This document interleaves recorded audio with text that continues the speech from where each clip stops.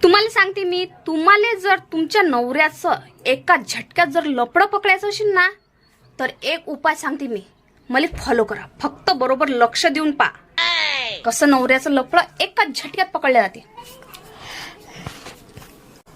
का काय करून राहिले? टीव्ही पाहू राहिलो बा. हो का? मला सांगा, तुमचं बाहेर काही लपडं गिपडं नाही ना? हा लफडा हा हट, काही बी सांगते. खरंच नाही का? नाही नाही हट.